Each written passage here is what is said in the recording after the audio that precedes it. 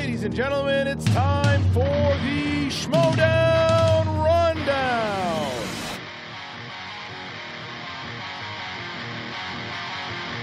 Introducing first, Frankie Stats Janisch.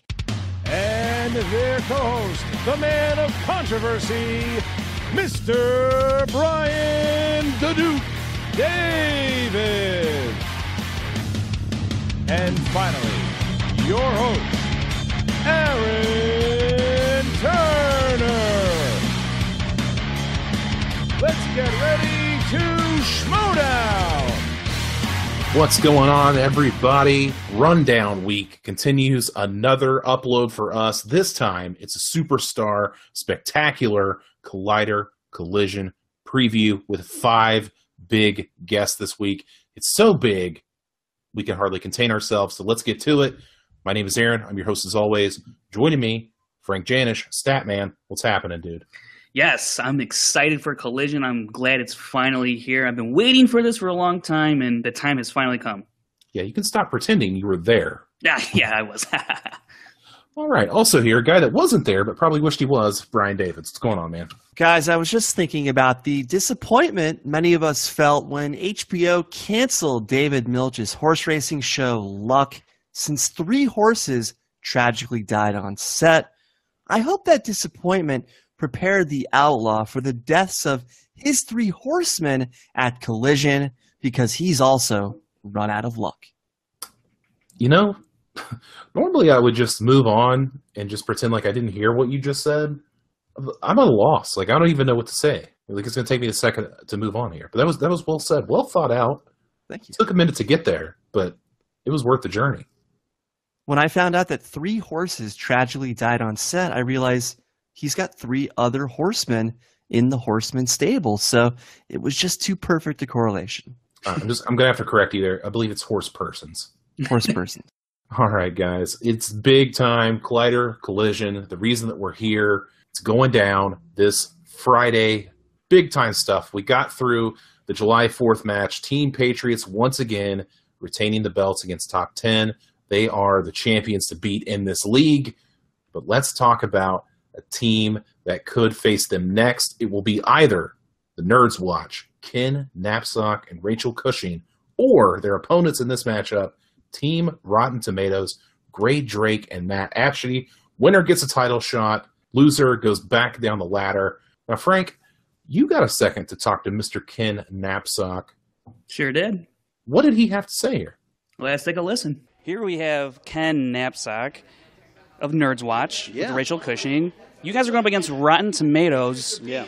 How daunting of a match do you think this is going to be for you? I had a lot more confidence going into this when Heroes was on the docket, and that's not a slight against Heroes. I've seen them falter a little bit. Apshey and Gray Drake, I've known for a long time in the business, so I know what they know. But here's the thing: I think Rachel can counteract Apshey.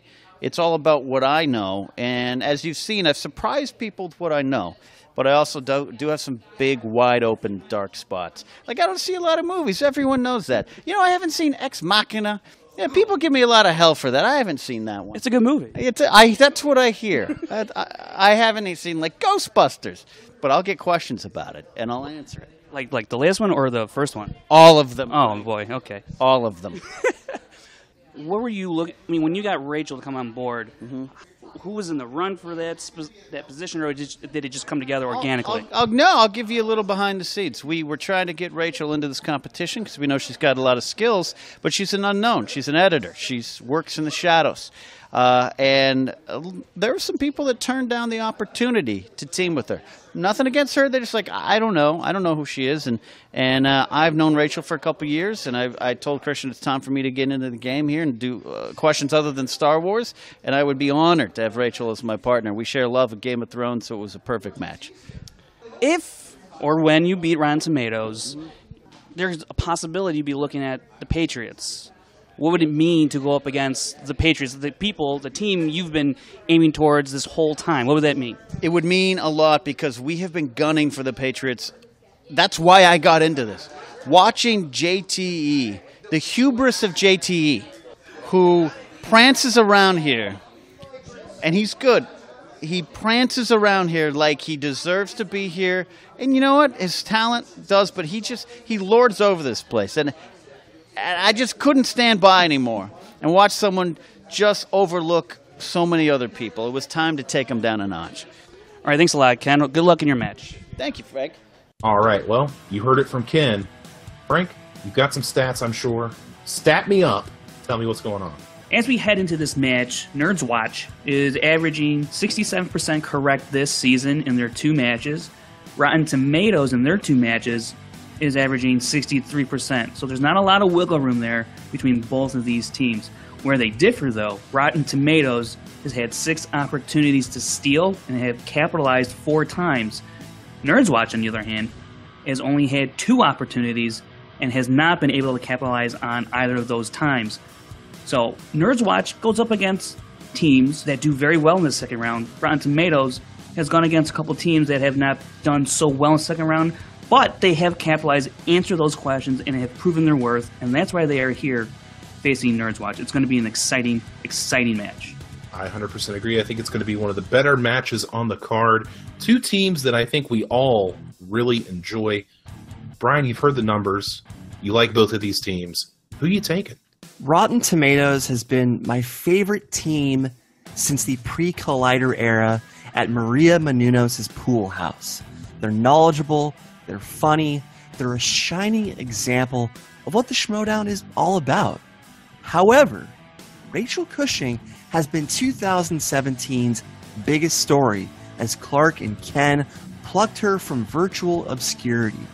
So far, she's dominated in just about every match, even if she hasn't won every match, even though she should have won every match and should be facing Hector right now.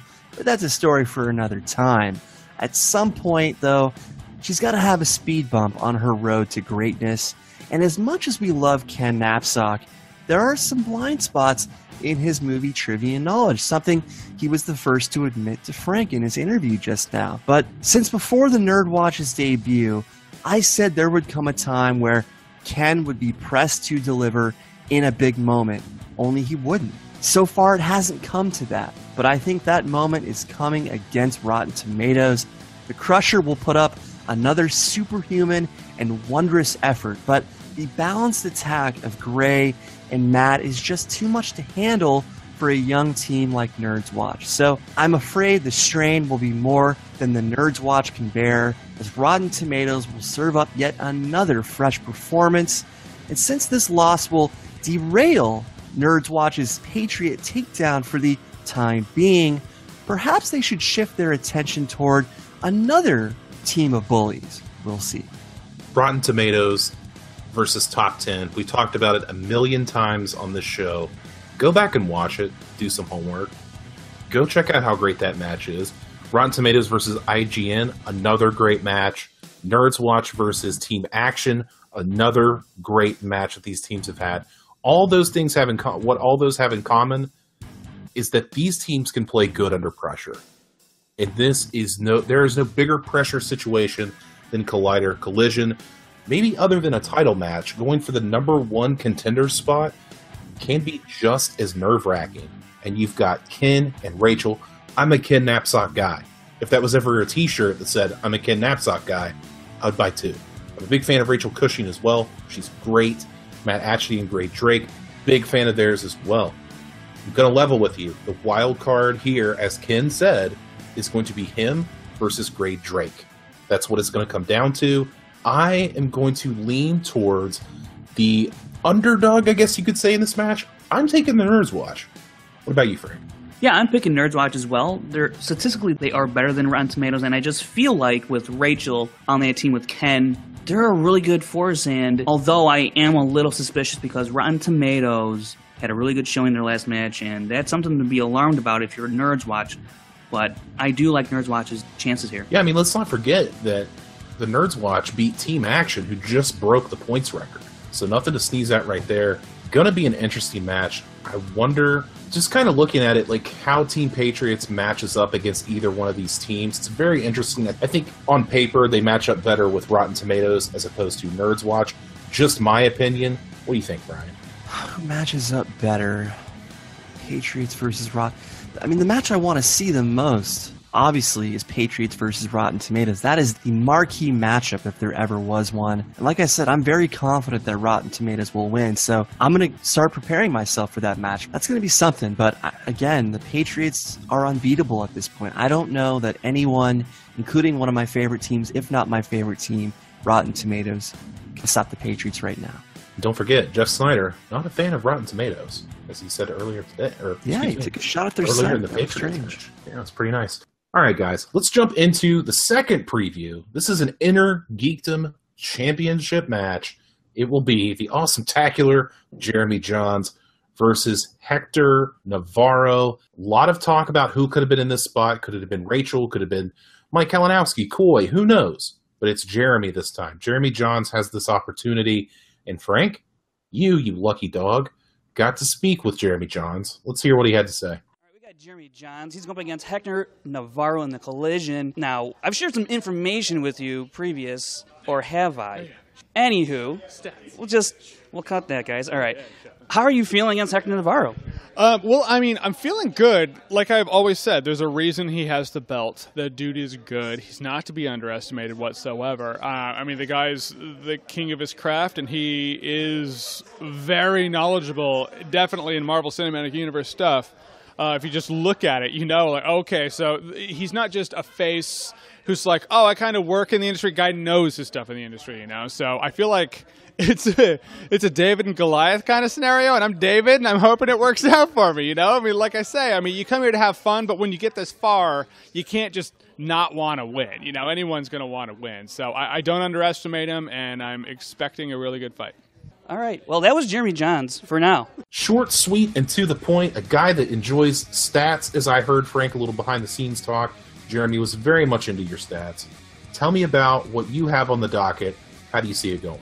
Yeah, while I was there, I showed Jeremy, or did I, show him some information regarding Hector Navarro, some information regarding to his play. Perhaps I did, perhaps I didn't. Rumor has it you did. Well, rumors are rumors, and we'll leave it at that. Fair enough. Going into this match, though, I'm really excited. Right off the bat, I'm going to tell you guys, I picked Hector Navarro to win this match because when you look at his numbers, it is insane what he's done in just a couple of matches he's been in. Right now, through 2 of his showings, he is answering 81% correct. Compared to Jahns, through his 3 showings in the Inner Geekdom, he's answering 68%. Not too shabby. But also to note, these guys are very dangerous on the steel. Navarro is 3 of 3, Jahns is 2 for 2. So if either guy slips up, don't be surprised that the other one will swipe up those points.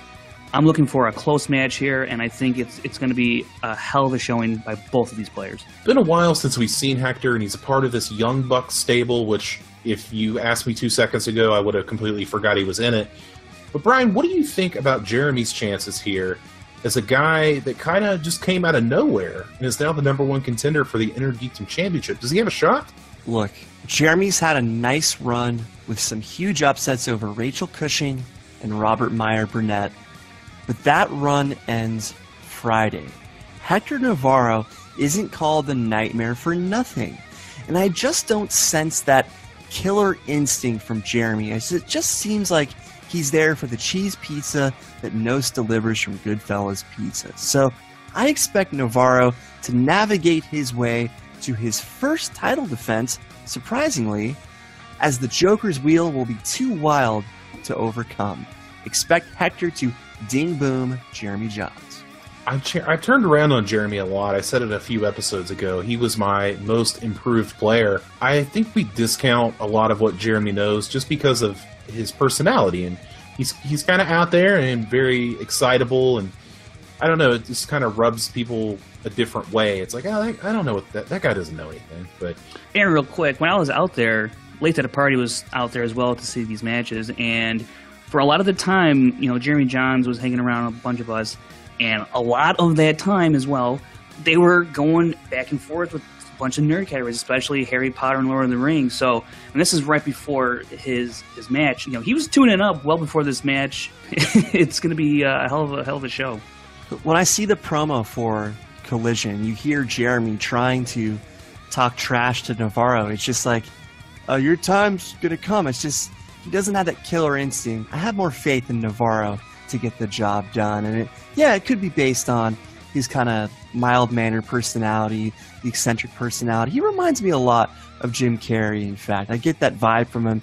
I presume, like many of us of a certain age, that he was a big part of his childhood, and it just kind of rubbed off on him. So, yeah, I still like Hector, though, man. All things being said, I appreciate how far Jeremy's come. I think he really has earned this shot, despite the fatal five-way rules and what people have said. I think he deserves this spot, but I'm still taking Hector. I think Hector's just too strong of a player. I don't think Jeremy is the guy to take him down. Still waiting on Robert Meyer Burnett to climb back in there, and Mike Killer Kalinowski and Rachel Cushing. There are wolves at the door for Hector Navarro. I just don't think that Jeremy is the guy. One last thing I want to add here with Hector Navarro, and I know it's only a couple showings for Hector, but he very well could be Dan Murrell of the Inner Geekdom in terms of accuracy, because Dan Murrell is in the low 80s, high 70s, give or take certain matches here and there. He's always been around that number. And Hector, he's at 81% right now, and not a lot has changed between his first match and his second match. So he's right there in terms of that percentile, if you will. So he could kind of be the Dan Murrell for the Inner Geekdom. I think he could. In that respect. Wins and losses is a different thing, but in terms of accuracy, I think fit right in there alongside Murrell, Inner Geekdom-wise. How many questions has Hector been asked in comparison to Murrell total? Murrell's been asked 154 questions. Hector's been asked 48. It's a big discrepancy, however, given the subject matter, it's much more condensed than, say, the general movie trivia. But that's also, I'm basing on a gut feeling as well for Hector. I just sense that. Thanks for looking that up, Frank. Frank, you're the best. You're the real MVP. All right, so we're all taking Hector. Surprise, surprise. Let's go to the next preview, which is our faithful commissioner, our captain, Kristian Harloff, versus the Sneider, the reigning, defending team champion, a guy that could be double belted by the end of the year. This is going to be a tough one to call. And Frank, you, once again, I don't know how you keep doing this, you got to sit down with Jeff Sneider. So let's go to that. Okay, Jeff. So let's talk about Harloff. I think he's going to throw this match because he's been looking for an out. Absolutely not. Kristian's going to bring his all. He's the commissioner. It's his job to protect the integrity of this game. So I expect that he is going to try his hardest. Unfortunately, he's going to come up short. So you're pretty confident. Have you seen your numbers compared to his numbers? I don't really believe in numbers. It's more of a gut thing with me, clearly. That's why I grow a big one. I don't really... the past is the past. It's all about the way the wheel spins, but I think just on sheer movie knowledge alone, I think I'm going to take this from Harloff. It's all about whether he gets those, or whether I get those questions about Indiana Jones and James Bond and Back to the Future and all these franchises that I don't really care about. Well, all right. Now we know that you have a lot of respect for the commissioner. Where does that respect go once you step in the ring with him? Is he the commissioner, or is he the player? That's a great question. He is no longer the commissioner. No, he is just Kristian Harloff representing Schmoes Know, and I'm going to show him that I know more than him. All right, give me your prediction for the final score. Final score, me and Kristian Harloff. What's the perfect score? So you're going to have a perfect game? 8, 17, 10, 27. All right, I'm going to put us at 22-19 in Sneider with the V. There it is. All right, well, Jeff Sneider, obviously not a fan of stats or Frank's work. Frank, not that Jeff Sneider cares, but please give us some stats. Yeah, that's funny because I actually did pick him to win the match. So that's a little funny there. Looking at both of these players, Sneider, he's coming in with a 4-2 record, answering 66% lifetime. Harloff, 6-3 record. He's on a 3-game win streak right now. He's answering 71% correct. In fact, this 3-game winning streak is one of the better streaks we've seen in the league in its entire history. Right now, out of 3-game winning streaks, Harloff has the third best 3-game winning streak. And during this 3-game winning streak, he's answering 78% correct. The two people above him with 3-game winning streaks, Wolf had a 3-game winning streak when she first entered the league. She was answering 79% correct in those 3 matches. And Murrell, his first 3 matches, he answered 81% correct. So he's in pretty good company, Harloff is, and he's going into a juggernaut in Sneider. Yes, I said it. Sneider is a juggernaut, only because I'm picking him, that's why I'm saying that. But Sneider does have the skills to compete with a guy like Kristian, who is a longtime competitor member, one of 2 founding members, obviously. It's going to be a great match, and I have to pick Sneider just because I think this magical run that Harloff is on is going to end here. I've been saying for a while, Harloff's going to keep winning because he doesn't want to win, but I'm going to finally go back on that, and I think Sneider squeaks out a close one. Wow, it's a lot to take in, man. There's a lot of things on the line here. Kristian could get his first singles title shot. Could be big things for Team Patriots, Jeff Sneider, and the Lions Den. A lot of implications. Could Kristian retire? A lot of questions to be answered here. Brian, answer a few for us. How do you see it going? Well, a couple things. Frank, it's clear that JTE told Jeff before your interview that you were a top 10 fan, so that is why he dismissed all of your stats. And Aaron, you named a bunch of nouns in regards to Kristian Harloff. He's also our guest on our Collision recap in the next however many days. So we can't forget about that either. But I posited this idea a couple weeks ago when I first predicted Team Patriots' inevitable beatdown of bottom 10, as I just couldn't see Sneider carrying his magic into this contender match against Harloff a mere 3 days later. And after Jeff's dominant 4th of July performance, I have to stick with my previous take because it's too tall of an order to expect everything to continue to go Jeff's way. I previously said that I wouldn't pick against Jeff again, but I have to in this case because Harloff's nothing to lose tour is this impenetrable force that won't stop. When you can't lose, even if you lose, that's a liberating feeling for a Schmoedown player. Thus, you don't have the same forces working for or against you. To be clear, I'd like to see Jeff win, but handsome Harloff is gonna have to deal with his worst nightmare, which is having to play for a title even though he doesn't want the title. Expect handsome Harloff to win a very close match. Wow, I didn't see that coming. I really thought you were going to go with Jeff Sneider. And Frank, you're not a Jeff Sneider guy at all, and you took him. This is very confusing. It is a very topsy-turvy time to be in the Schmoedown Rundown. I guess so. I'm just going to assume that Brian took Kristian because he doesn't want to be fired, which is fine. Safe pick, way to go. Pays his bills, apparently. Yeah, I guess so. Oh man, this is probably the toughest one for me to call, even harder than the triple threat, I think. Yeah, exactly. For me, I'm going with Jeff Sneider, man. He's got the hot hand, toothpick in the mouth, huge smile on the face. The guy just seems uber confident. He had the bad match against Stuckman for reasons that we won't go into here. And other than a tough loss to Sam Levine, the guy's been pretty damn good. And Kristian's been damn good in his own right, beating the Beast, beating Josh McCouga, beating Andy Signor, beating Dan and Andy in the team match. Something's got to give here, but I just feel like Jeff Sneider is the guy to be double belted in this league. I think the guy is on a collision course. Good God, what an awful pun. But I could see Jeff Sneider by the end of this year holding 2 titles on his shoulder. All right, guys, let's drink this in. It's the reason that we're here. It's the biggest match on the card. It is the triple threat for the Movie Trivia Schmoedown Championship. The Outlaw, John Rocha, Dangerous Dan Merle, and the champion, 2-time champ, Mark Reilly. It's a big deal. Frank, you got to speak with Rocha. Let's hear what he had to say. All right, now I just want to go real quick to your triple threat match that's going to be happening. This is going to be a pretty daunting match going up against 2 titans of the league. Yeah. Reilly, the inaugural champ. Yeah. Merle held it for just the longest until you claimed it from him and then lost it to Reilly. How do you think this match with nerves, and what level do you think that's going to be at? Well, the Outlaw's never more dangerous than when he's coming for a title. If you look at and Frank, you're a stats guy, you know, I win every time I go for a title.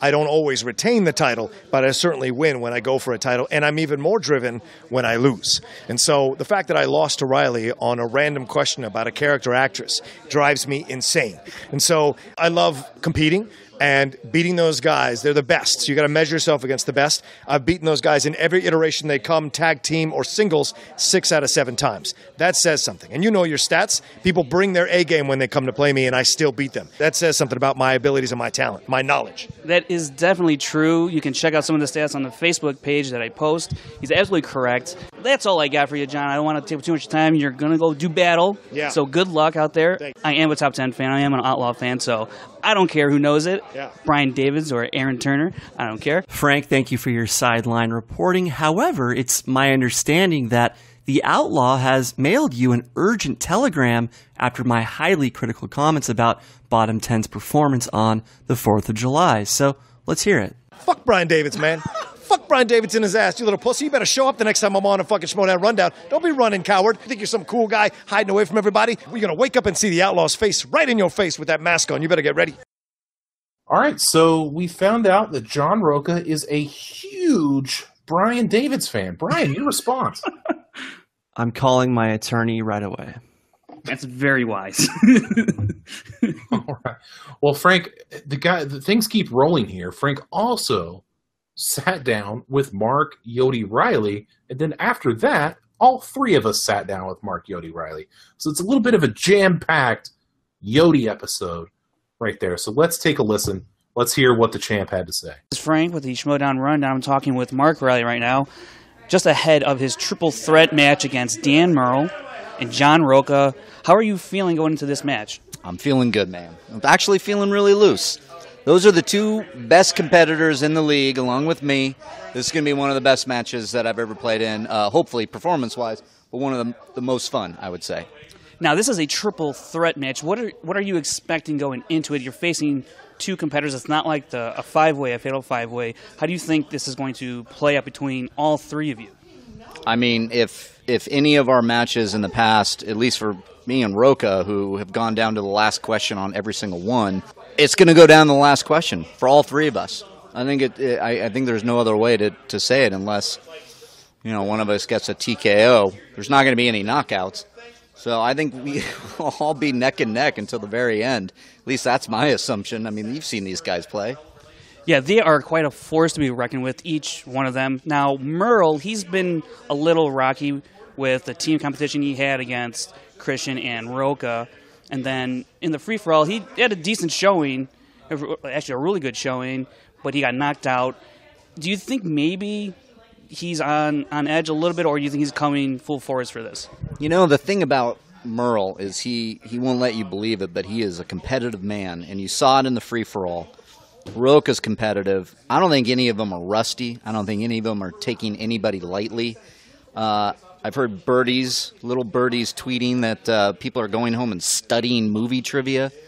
So I don't think there's going to be any rusty. I think there's going to be maybe nerves, and that's hopefully I can get somebody with nerves, because I don't have any nerves at this moment, and I'm just hoping to walk in and shake anything off about being scared or whatnot and just go right to it. Now, John Rocha, the other third competitor, he comes with a lot of fire, a lot of passion. Do you think that could be his detriment in this type of setting? Yeah, I think it could. I've seen Rocha. I know there's an infamous Star Wars name out there that I will not mention, but I've seen it. I've seen that happen, and so I'm kind of counting on that, actually, hoping that he might get a little too much in his head. That passion can kind of fly off the handle and scramble some eggs up in that noggin of his. But at the same point, I've also seen him be incredibly focused, like his match with Merle. So it'll be interesting to see what kind of Rocha we get. All right, and lastly, so I've seen on Twitter, there's been some polls and in the Facebook group, of the three, people seem to have the least amount of confidence in you winning this match. What do you have to say to those people that have not as much confidence? And what would you like to say specifically to Matt Kearns? Oh, hi, Matt Kearns. How you doing, my friend? My biggest fan there. I like it. What I love about the fact that I'm last in the polls is I've always been the underdog. Nobody considered me a threat to anybody. All I have to say to them is two-time champion. I have the belt. I was the first to win the belt, and everybody said, no. There's too many good competitors here. And I rose in the ranks, and I won the belt. That's what I have to say. You can count me out all you want. I love it because, as we've learned in the Schmoedown, you need to know your movie trivia. Don't get me wrong. But it is a very lucky game. If luck is on my side, look out. And as you saw with my match with Rocha, too, spinner's choice, opponent's choice. Doesn't matter. I still won. What's going on, Movie Trivia Schmoedown fans? It is a special occasion for the rundown as we have, for the first time, the Movie Trivia Schmoedown champion has joined us. He is Mark Yodi Reilly. Sir, how the heck are you? And welcome to the rundown. Oh, well, thank you very much.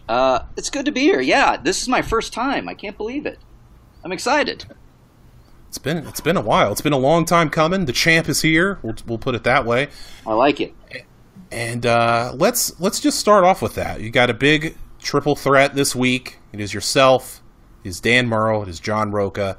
Yeah. Two people you know very, very well. I've heard of them. Yeah. I've definitely heard of them. Some are calling it the end of an era. Now you guys have been more or less passing the belt back and forth between each other since the Collider version of the Schmoedown has happened. Yeah. How do you feel knowing that one way or another, this may not ever happen again between you three? I know. It's, conflicted, I guess. God, I can't get away from the fact that I just have so much, as the dust has settled, I just have so much damn respect for both of those guys because we've just, like you said, we've been passing the belt around. So I feel almost honored to be in this three-way match with arguably two of the best to ever play the game, and I like to consider myself the third to ever play the game.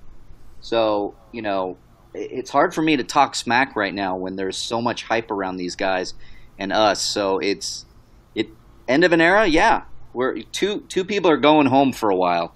So that's scary to think. And I actually have to, you don't have to tell me this for certain, but in terms of entrances, as we've know that your entrance game has stepped up considerably over this season for sure, and last season as well. Sure. Ever since the Schmoedown Spectacular at the James Bond, how do you come up with these things, and where in the world did you come up with Mrs. Voorhees? Because I have to know for my own personal. How did we come up with that? Yeah, well, as far as the entrances, it's something that I wanted to change it up for the Spectacular. And then Kristian got with me, and he's just like, I love it when you change up your entrances. It was like when the first round of all this was happening, I came out different every single time for the very first Movie Trivia Schmoedown tournament.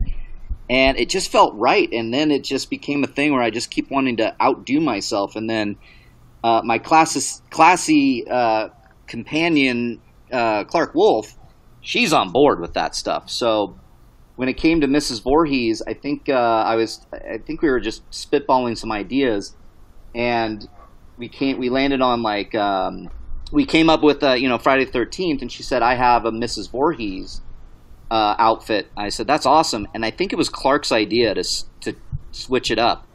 And I was like, yeah, let's do it. I'm down with that. And it worked out really well for us because I look ridiculous, and I couldn't have had it any other way. Yeah, comments ranging from a deranged Fred from Scooby-Doo, deranged librarian. Mm-hmm. Zach Morris. Zach Morris. I'll take it. I was a little afraid for Miss Movies because you came charging pretty hard, and I thought she may have an injury, but after talking with her, she said that was not the case and that she enjoyed it. So yeah, that's all well and good. I guess what I'm getting at here is, do you have something planned for Collision? You have to tell us what it is, but do you have some sort of special entrance for Collision planned? Well, I was thinking about just kind of classic stuff. So then I thought about something else, and then I thought about this other thing, and then I thought about this other thing, and so yeah, you'll see. So he's thinking about things. I'm thinking about things. I know stuff. Stuff and things, the classic formula of The Walking Dead. Exactly. Frank, you had some team questions?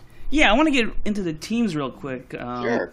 You recently suffered a loss at the Patriots, but what I want to know is, what is it about the Patriots that makes it so hard to stomach them as champs? Do you share Ken's feelings about the Patriots? I hate the Patriots. But I cannot not respect them, because they are turning and burning. There's something weird about the Patriots. They love to. They're a great team to hate. So that's okay. I'm fine hating them. When you put those two together, they're so good, because it's like, as you guys know, JTE on his own has some very bad luck, it seems. And Jeff Sneider is doing really well on his own. So I can't describe it. Hating on the Patriots, I just wanted to take the belt from them. And they proved that I couldn't do it. So I got to give them respect for that. But somebody's going to go in there and take that belt and shut their mouths. DC News just debuted. Yeah. And they came in pretty hot, and they're proclaiming to the fans of the Schmoedown that, you know, we can get behind them, that they're the new heroes of the league, to get behind them, and that they'll, you know, do justice for us. Sure. What are your thoughts on potentially yourself and Clark ever joining or creating a faction, or do you like to play along the lines of having just friendly allies, perhaps with Nerds Watch or, you know, even Team Trek? Yeah, friendly allies, definitely. We have our allies. We haven't talked about factions. That's not something that's just come up because, to be honest with you, most of my matches this year have been title contention matches, or things that, or actual title matches. I haven't had time for any of the faction stuff. I just don't want to deal with anything like that right now. When there are like big matches in front of me, I got to worry about that before anything else. I'm not opposed to it though. There are some people I have an eye out on, and we'll see. Okay. And I got one last question, and it goes back to your very first match as Wolves of Steel against Heroes. Yeah. I'm sure you have a priority list, perhaps, of what you want to accomplish in the team league. Mm-hmm. Where would you possibly place taking on Team Heroes and beating them? Where would they be in relation to priority? Is it top of the list, middle, or at the bottom? You know, I haven't even thought about it, so I would put it at the bottom. Look, that match was it sucked for sure. I mean, they got a very good roll with that wheel, and that's what I think definitely won the match. But I mean, I hate to put those guys at this for me, but I don't take them that seriously. I just don't. That was one of those things that happens in the Schmoedown. Luck is a huge factor in every single match. And I look at that and I'm like, oh man, we got a bad roll. We got a bad last question that I couldn't pull.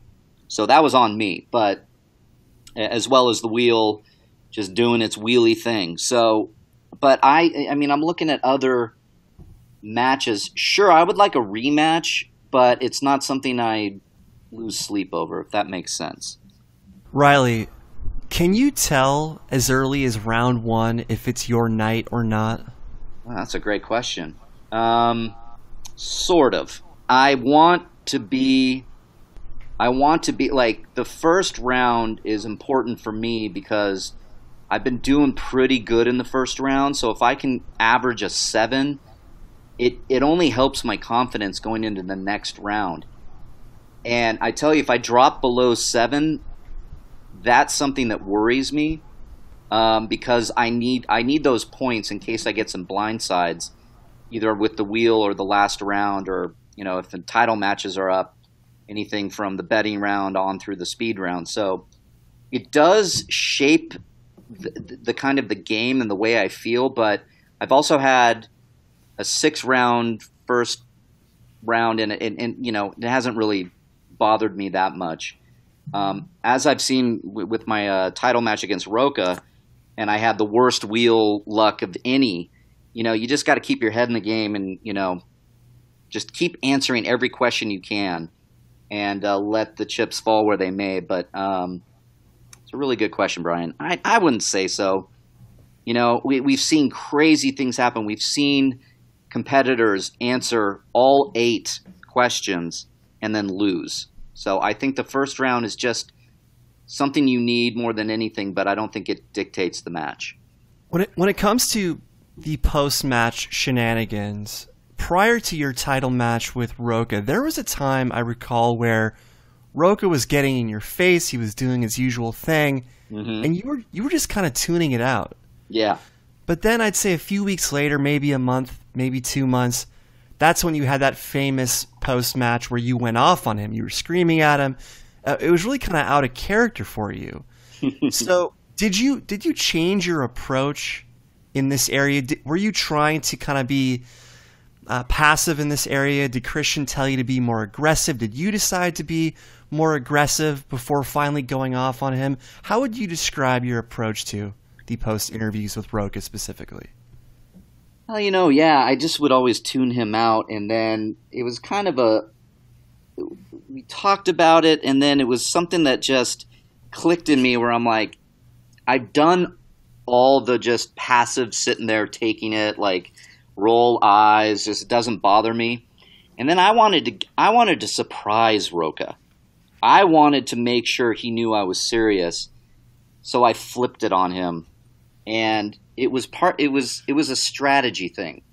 I wanted him to know that I wasn't taking that anymore, and that he couldn't do that and get away with it.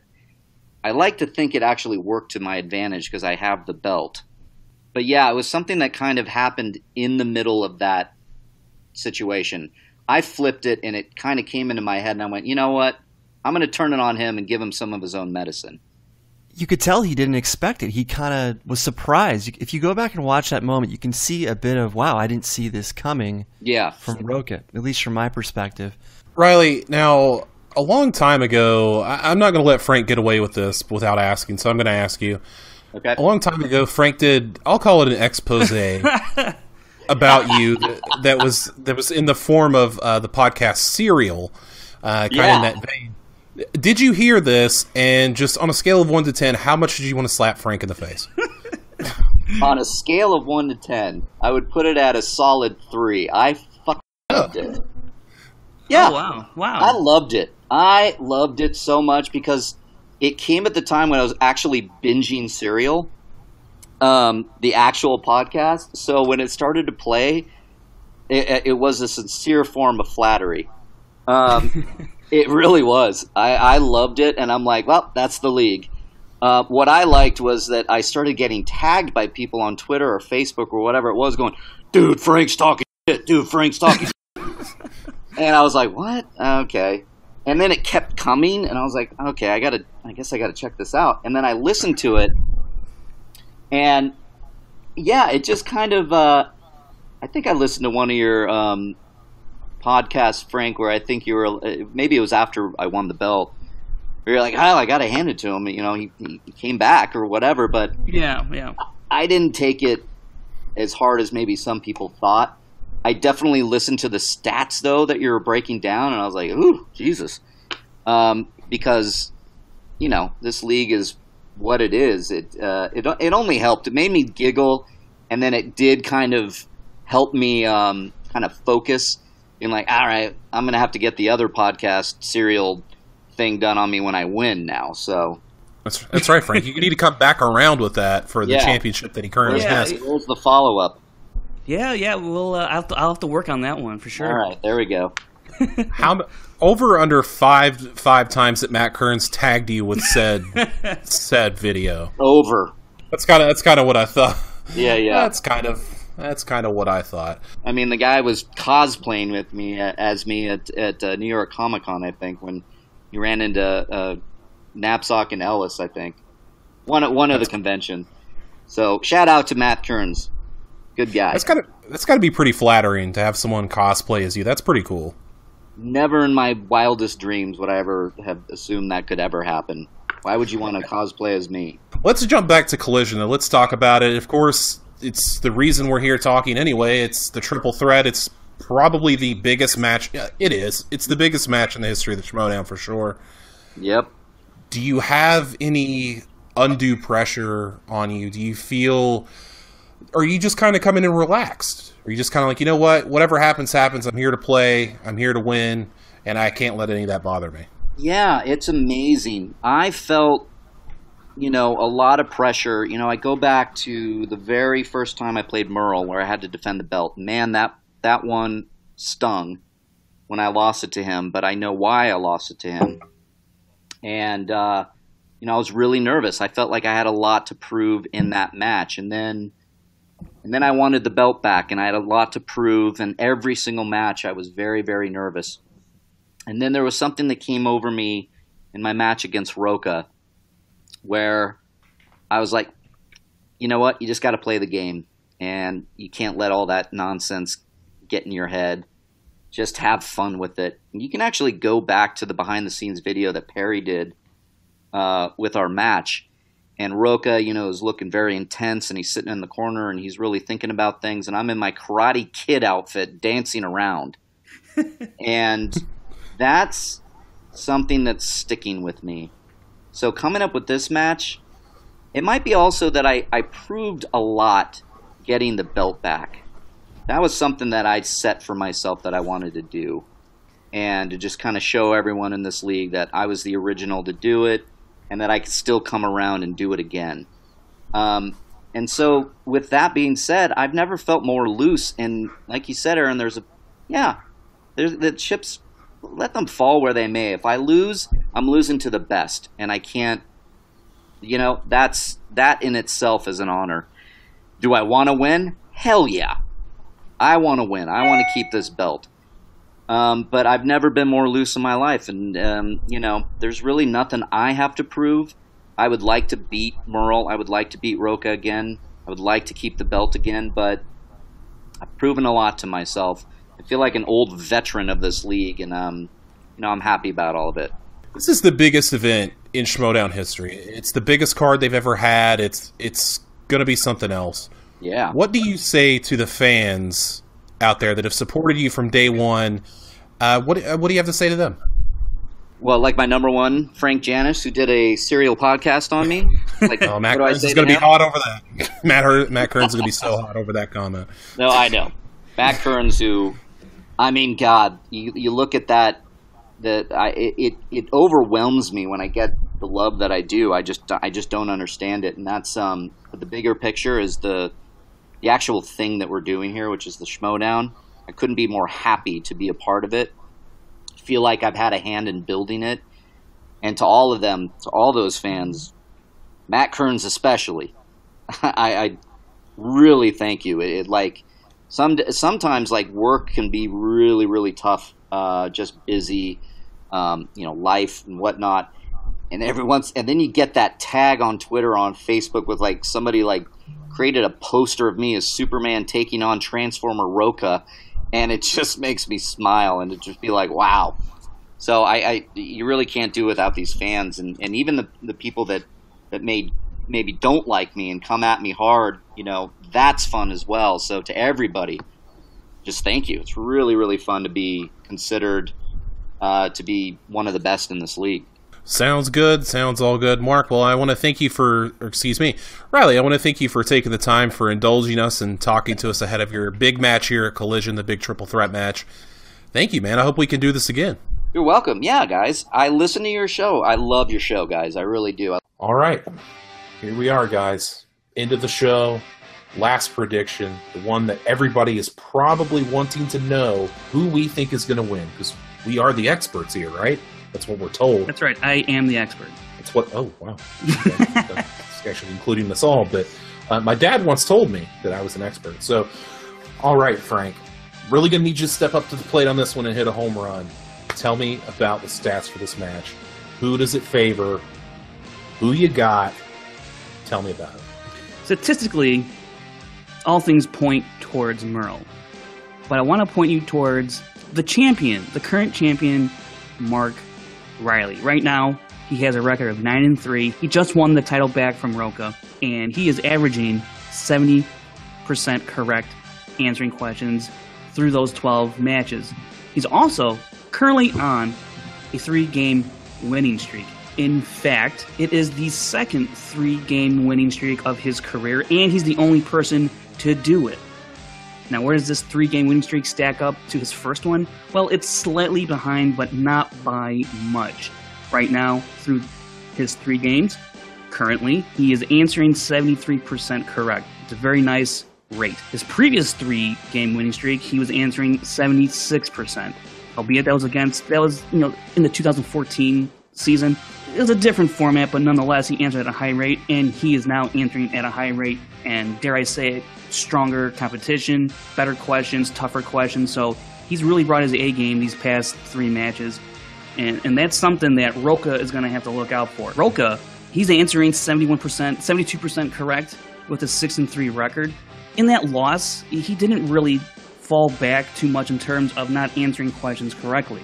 It just came down to the point value of his question. So I think it's imperative going into this 3-way that when he comes up against questions with high point value, that he capitalizes on that. And Rocha is known to take some chances, especially in the second round. He'll opt out of going to multiple choice and say, you know what, screw it, I'm going for it. That could be a turning point for him in this match. But I think the one steady force that everyone's going to be looking at, and should be rightfully, is Dan Murrell. The guy's 5-1. He's answering 80% correct through 6 matches, which is highly disgusting, given the talent he's gone up against, like Clark Wolf, Reilly, Rocha, Mark Ellis. And sure, you want to throw in John Campia and Scott Manson there. He's faced some tough competition, and he's answered at a high rate. You cannot discount him at all. But with that said, because I am an Outlaw Nation fan, and I will be forever, I'm picking Rocha in this match because, as we heard in his interview, he is his most dangerous when he's going for a title, and that's true. So, Reilly, Murrell, they better look out for Rocha. A lot of variables in this match, Brian. You got John Rocha, who tends to come in a little bit on edge. I feel like Dan Murrell's coming into this pissed off. And I feel like Reilly's coming in this at ease. The guy's got nothing to lose here at this point. He's a 2-time champ. What the hell's he got to lose? Brian, how do you see it going? What do you think? Well, this is the granddaddy of them all, and I'm going to come out swinging by saying that this is the end of Outlaw Phase 1.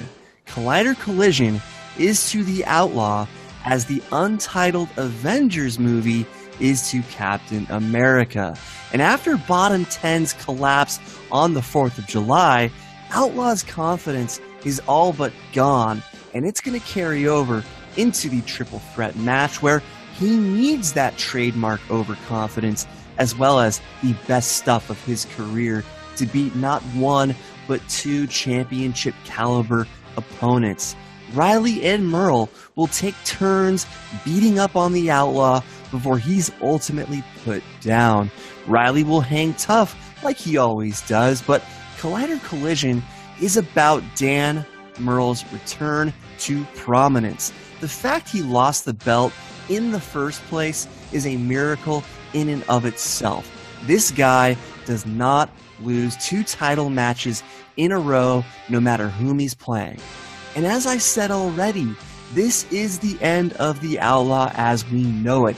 He kept hinting in his post-interview on the 4th of July that changes were needed, and 2 crushing losses in the same week will ignite the Horseman's demise at Collision and possibly his nose partnership, while the Outlaw in singles will take a step back to reinvent himself a bit, something I've been suggesting for a while.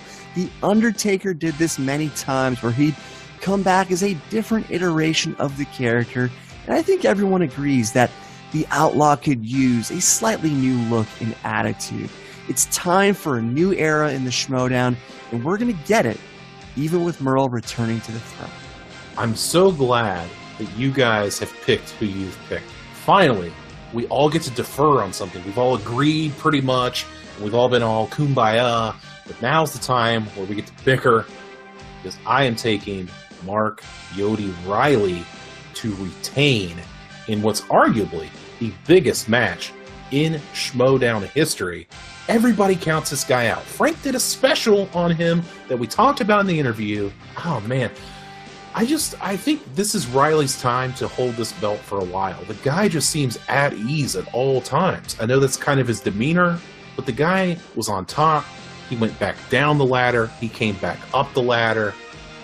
I don't see him losing it anytime soon. I think the only person that's going to take that title from Mark Reilly is Clark Wolf. And we can talk about that some other time down the road. But I'm taking the champ. The champ is still here. Merle and Rocha taking a back seat because it's Reilly's time. By the way, when I said this is the granddaddy of them all, I meant this is the John Rocha of them all. Oh my God. Oh, wow. It took me a second.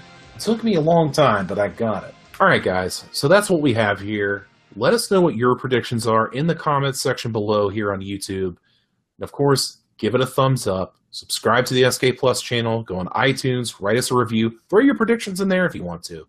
Folks, let us know who you got in regards to our predictions. Certainly let us know your predictions, but let us know whose predictions you side with on Rundown. Team Aaron, Team Brian, or Team Frank. And if you're anything other than Team Aaron, why are you listening to this show? For me. Oh, that's For right. me. That's right. I forgot. I forgot that I made 2 stars on this show. Star Maker. Thank you. Star Maker Aaron Turner right here. Kristian Harloff thinks he's the Star Maker, but it's really me. I was a free agent signed to a max contract. I don't know what you're talking about. Yeah, and we will ship you out just like Paul George for a ham sandwich if you don't fall in line. All right, guys, that's it for our preview special. We hope you enjoyed it. Frank Janisch, where can you be found online? You can find me on Twitter and Instagram at FrankieJ29. And as always, look out for the weekly recap of the Schmoedown on schmoedown.com.